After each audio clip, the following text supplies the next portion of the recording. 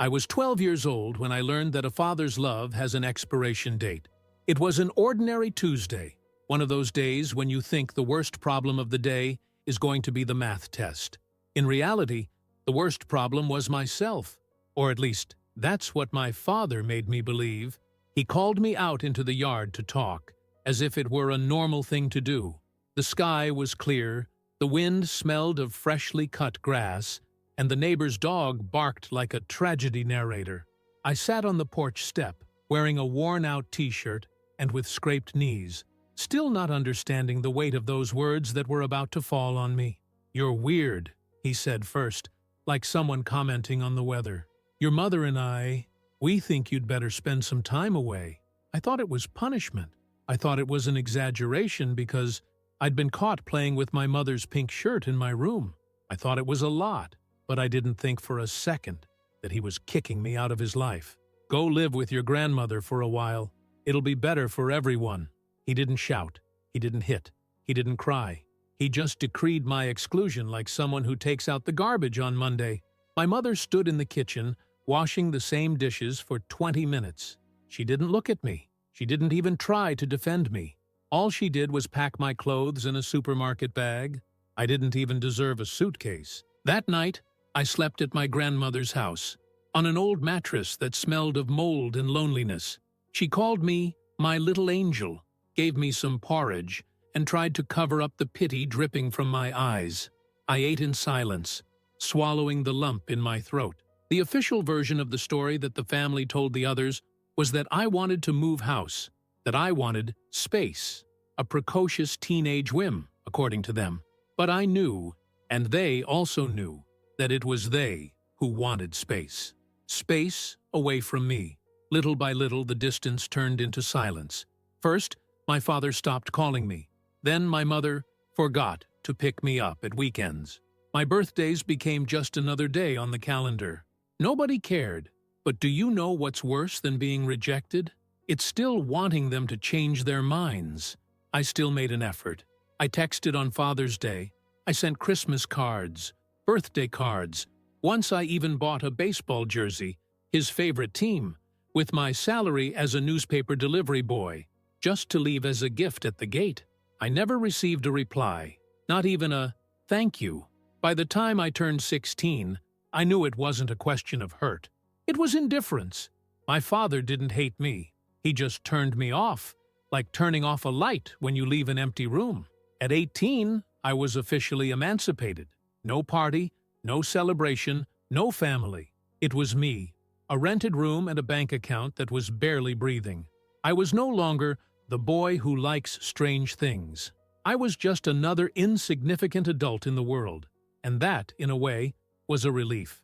I worked as a waiter, a sales clerk, a cheap proofreader, an app delivery man, anything that paid the rent and the coffee. I was never the son they wanted, but I became the man they never dreamed I would be. At 22, I got a partial scholarship at a community college, studying digital marketing at night and working during the day in a moldy print shop, printing dirty political flyers. It was during one of those long shifts, listening to the hum of the presses, that I received my first phone call in years. His name flashed across the screen like an ancient ghost. "Father." I didn't answer. It wasn't fear. It wasn't anger. It was deep exhaustion. A kind of exhaustion that can't be explained in words, only felt.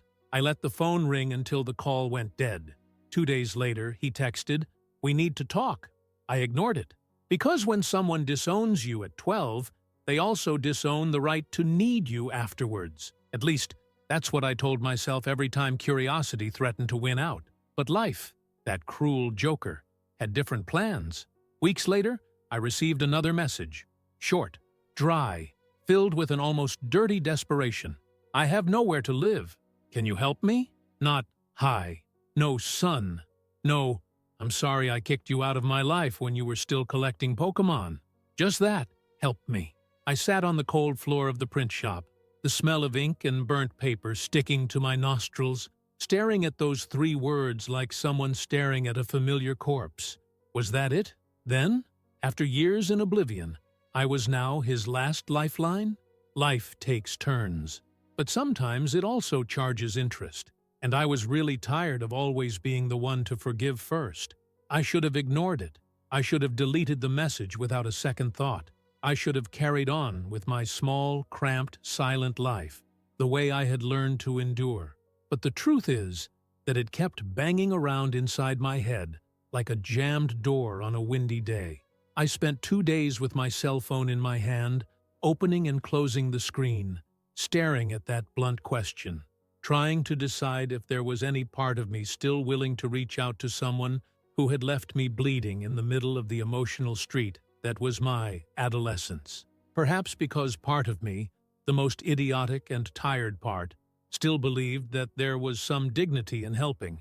Or maybe it was just because I wanted to see what was left of that man with my own eyes. I ended up replying with a simple sentence. "Where are you?"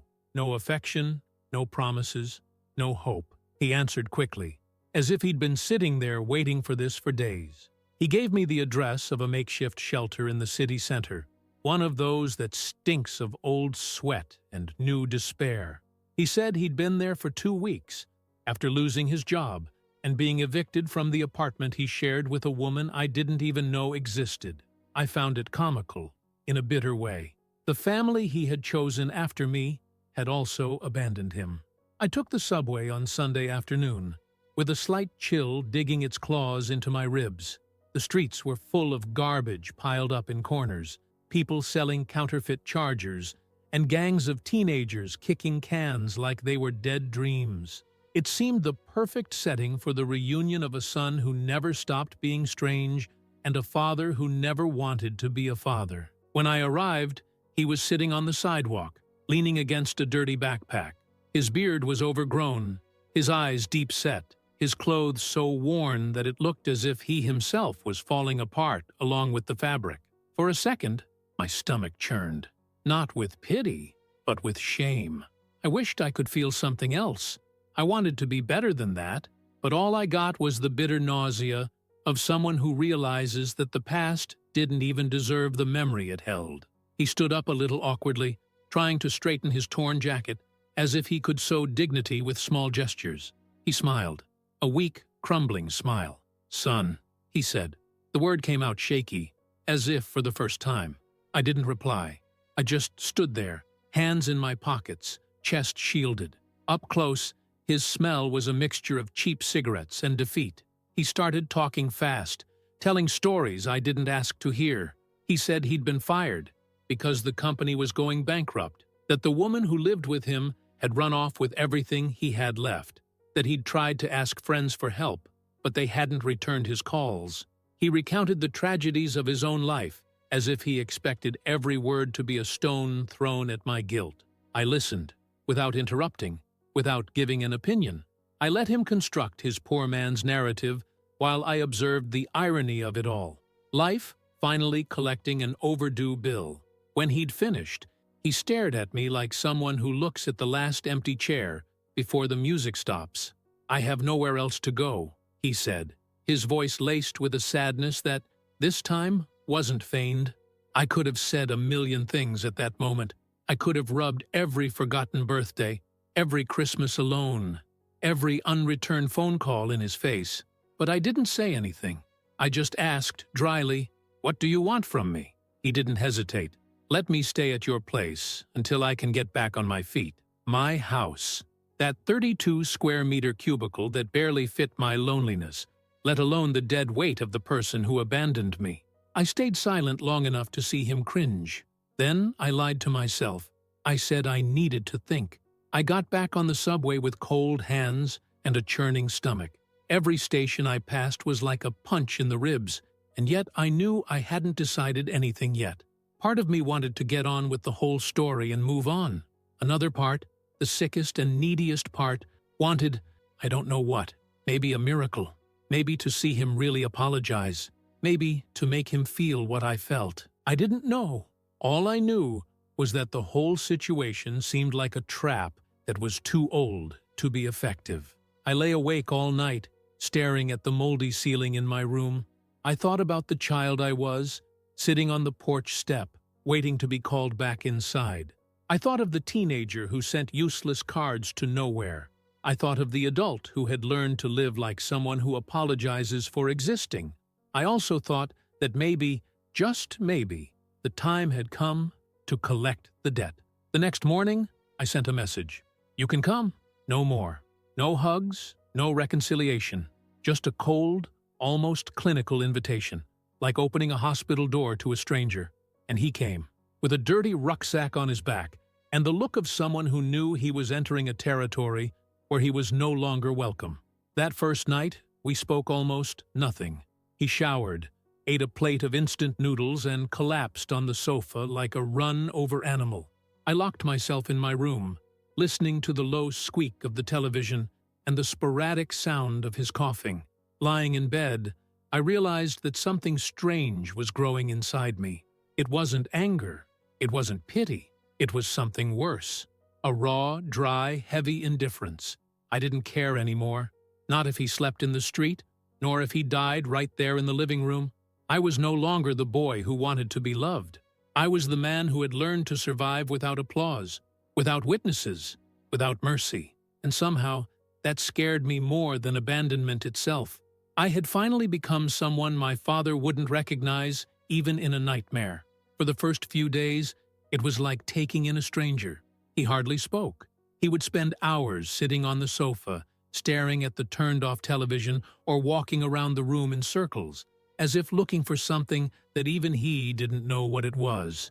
Sometimes, I would catch a glimpse of him while I was making coffee or packing my things for work. He seemed smaller than I remembered, shrunken inside his own clothes, crushed by an invisible weight that even the old rucksack on his back couldn't justify. I asked no questions, and he offered no answers. We lived together in an uncomfortable silence, interrupted only by the sound of the kettle whistling or his feet dragging on the floor. It was strange to see that man, who had once sent me away as if I were a defective object, now so lost in my tiny space. The little irritations began to show quickly. He left dirty dishes in the sink, forgot his wet towel on the bed, used my toothbrush as if it were normal to invade the little bit of territory I could still call my own. At first, I swallowed my anger. I clenched my fists, gritted my teeth, and told myself that this was temporary. He'd soon settle down, get a job, find somewhere else to live. But deep down, I already knew. Anyone who hasn't gotten up once is unlikely to get up again. One evening, I came home exhausted after a double shift at the print shop and found the apartment door wide open. The sofa was in a mess.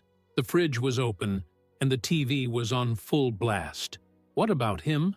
Sleeping on the living room floor, with an empty bottle of cheap booze next to him. I stared at the scene for a few seconds, feeling a mixture of disgust and sadness eating me up inside. Was this what he called a fresh start? Was this what I had opened my door to receive?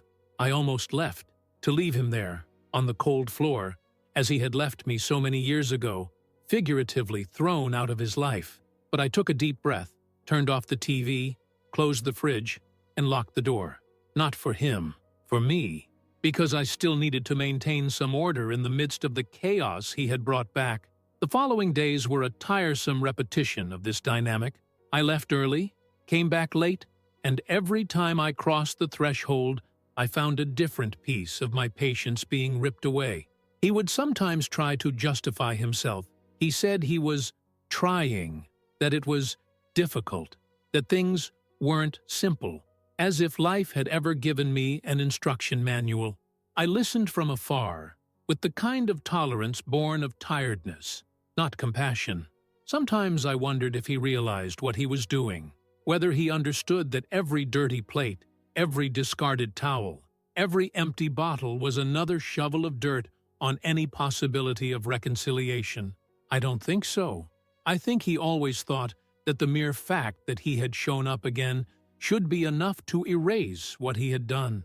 What he didn't know was that there are abandonments that can't be undone with presence. There are holes that can't be filled with silent apologies.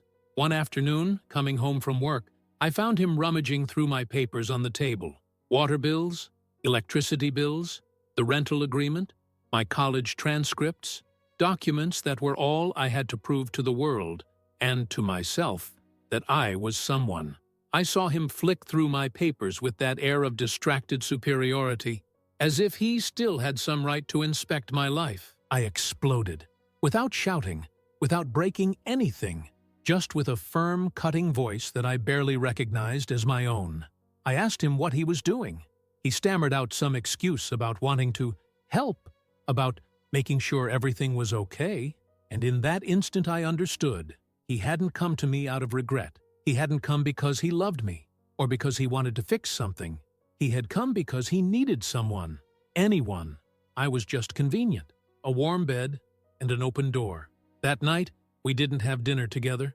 We didn't exchange words, just the sound of our footsteps echoing through the tiny apartment, like two strangers forced to share the same space, breathing the same air saturated with an unresolved past. I spent hours staring at the computer screen, unable to concentrate on anything. I thought about how everything had been built on quicksand. I thought about the years when I dreamed of a reunion, imagining 1,000 versions of an apology that never came. I thought about how easy it was to romanticize absence when presence was so miserable. He slept on the sofa, snoring loudly, without guilt, without apparent weight. I stayed up late, reading old emails, planning how to cut the coexistence without sinking in with him. It was no longer about anger or revenge. It was about survival. It was about not letting the hole he carried consume what little I had managed to build. Deep down, I knew that this arrangement had an expiration date. I knew that at some point something would break, and this time it wouldn't be me. But it wasn't time yet. There was still a piece of me, stubborn, idiotic, childish, waiting for some explanation, some spark of humanity that would justify everything I had endured in silence. Not because I needed it, but because I wanted to be sure. I wanted to look at him one last time and understand, once and for all, that there was nothing left to save. So I waited. And it was the worst decision I could have made. The routine between us turned into a cold war. Little silent provocations scattered around the apartment, like landmines waiting for a wrong turn. He pretended not to notice. I pretended not to care. Every tiny gesture was a reminder that that house, that space, that piece of my life hadn't been built to carry his wreckage. I started coming home late from work. I would wander around the city aimlessly, stopping off at cheap coffee shops just to postpone the moment of returning to that emotional minefield. Sometimes I would sit on a bench in the square watching strangers hurry by, trying to imagine what kind of life each of them was leading. It was comforting to think of stories that weren't mine. Stories where children weren't exiled at the age of 12. Stories where the words love and duty didn't get so confused. Inside the apartment, the situation only got worse. The kitchen was in chaos. The pile of dirty clothes grew like a monument to laziness. The bills, which I had been sweating to pay, began to pile up in the drawer, ignored as if money were pouring out of an invisible tap. And what about him? He remained on the sofa, day after day, now complaining about the food, the heat, the unfair life, as if the greatest injustice was the hard sofa, and not the hole it had made in my story. I tried to talk to him once or twice. I asked if he'd ever looked for a job, suggested a few places, left recruitment flyers on the table like someone planting seeds in dry land. He always found an excuse. The city was cruel. Times were hard. No one wanted to give a man his age a chance. And I, in my infinite stupid patience, pretended to believe it. Inside, I already knew that he wasn't trying. He was complacent, leaning on me as if the obligation to rescue him had come with the surname. The explosion came on a random Thursday, one of those that don't promise anything. I arrived home after a hellish day at the print shop, my head throbbing and my body begging for help. I walked through the door, and the first thing I saw was the empty sofa.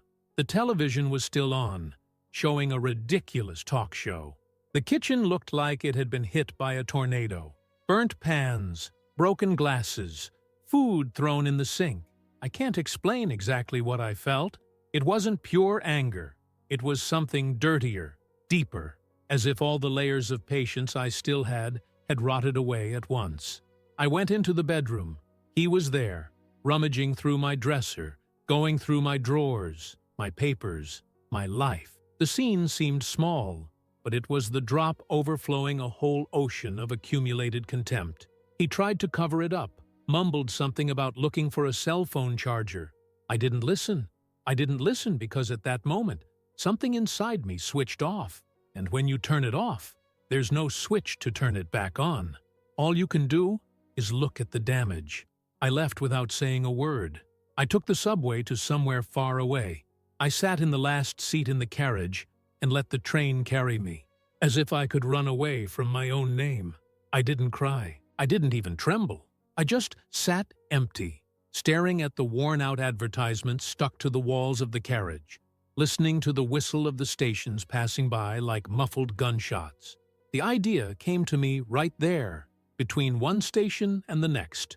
Raw, silent, inevitable. I was going to change my life. For real, this time. I was going to leave the past where it always wanted to stay, far away from me. I stayed out all night.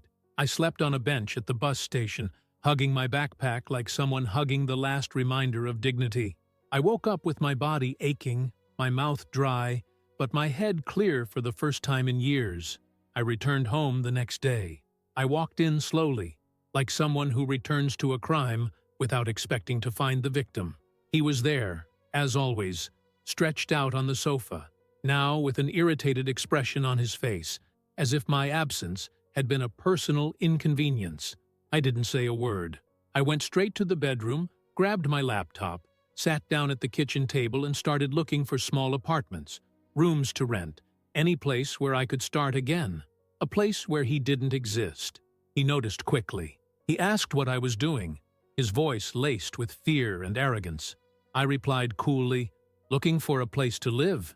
This apartment is rented in my name. You have 30 days to leave." The shock on his face was almost comical.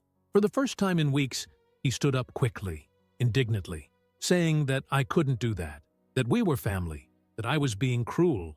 Family. That word he had dismissed as garbage years ago was now the desperate anchor he clung to. I smiled. Not a happy smile. A bitter, dry smile, the kind of smile you give when you realize that the war is over long before it started. I didn't argue. I didn't shout. I didn't explain. I just carried on filling in forms on the computer, sending messages to real estate agents, planning the logistics of my escape. He tried to say a few more things I didn't even register. Everything sounded distant, like the hum of the television in the background, like the squeak of the old radio at the bus station. That night, I slept better than I had in months. I had made the right decision, not out of revenge, not out of spite, but because I finally understood that there is no redemption where there is no true regret. And he, poor guy, still thought he was the victim of a world that never understood him. The following days were a dragging sequence of silent tensions. I'd come home and find him sitting on the balcony, smoking old cigarettes, muttering to himself. Sometimes he would try to make conversation, as if nothing had happened. I would respond with monosyllables, cold as a realtor describing the number of rooms in an empty house, until, 2 weeks before the deadline, he disappeared. I came home from work to find the sofa empty, the kitchen clean, the apartment silent. The dirty backpack was gone. No note, no message, no goodbye, just the echo of the door slamming behind me.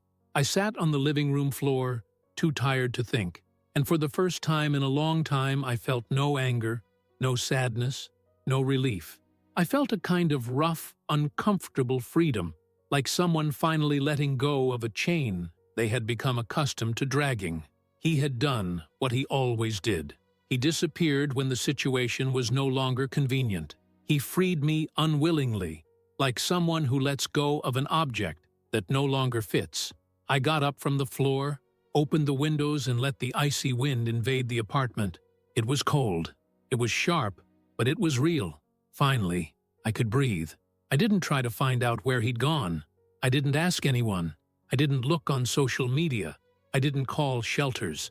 The truth is that after so long trying to carve out a space in the life of someone who always made a point of pushing me out, I didn't want to know anymore.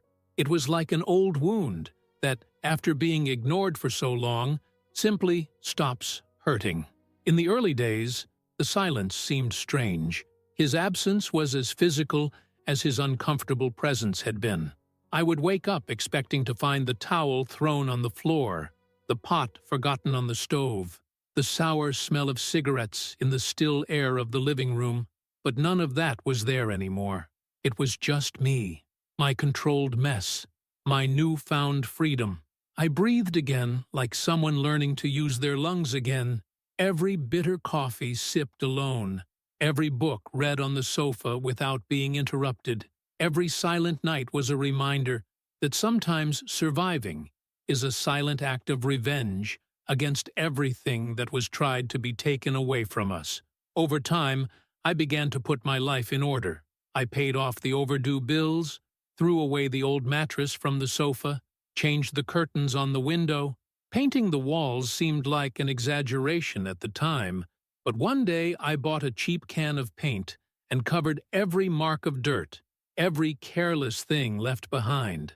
It was symbolic, I knew. There was no point in covering up the internal scars, but seeing the apartment clean, organized, gave me the feeling that, at least there, I still had some control. I worked more than I should have, studied late into the night, and stuck to small projects that kept my mind occupied. The pain, when it appeared, wasn't the screaming pain of childhood, but something colder, more mature, like a memory that only stings if you poke it too hard. A few months later, I moved out. The small apartment no longer carried its ghosts, but I needed another start. Something of my own that hadn't been divided up, invaded, and contaminated. I rented an even smaller studio on a noisy and ugly street, but one that seemed more honest than anything I'd known so far. On moving day, while packing up my few belongings, I found something forgotten among the books. An old Father's Day card I had written when I was 10 years old. Crooked letters, a timid signature, an innocent message that said something like, "You are the best father in the world." I stared at that yellowed piece of paper for a while. I thought of the boy who wrote it, truly believing that love was enough. I thought of the teenager who collected excuses to justify his absence, of the young adult who still tried to seek approval where there was only disdain. I thought of the man who now packed that memory away as if it were just another old object to be discarded. I didn't cry. I didn't even smile. I just tore the card into small pieces, threw it in the trash, and continued packing up the rest. Some things don't deserve an altar. Some stories need to end before everything around them rots. After the move, life went on. Slow, difficult, but mine. I met new people, built small friendships that didn't require explanations about old holes. I learned to say no without feeling guilty, to set limits without expecting approval. It took me a while to understand that real love is not an obligation. It took me even longer to realize that sometimes the real courage lies in letting go, not in insisting. From time to time, someone would ask about my family. I gave short, evasive answers, like someone who closes a window before the rain comes in. It wasn't shame. It was self-preservation. Some stories, when retold, only served to open scars that took years to close. Over time, even the heaviest memories began to lose their weight, not because I had forgiven or forgotten, but because carrying anger is like drinking poison, hoping the other person will die. I chose to let go of the cup. I never heard from him again. No phone call, no message, no belated apology. Sometimes I wondered if he was still out there, wandering from shelter to shelter, looking to other foster children for the redemption he never found in the real one. At other times, I simply forgot he ever existed. And if you liked this video, don't forget to leave your like and opinion here in the comments.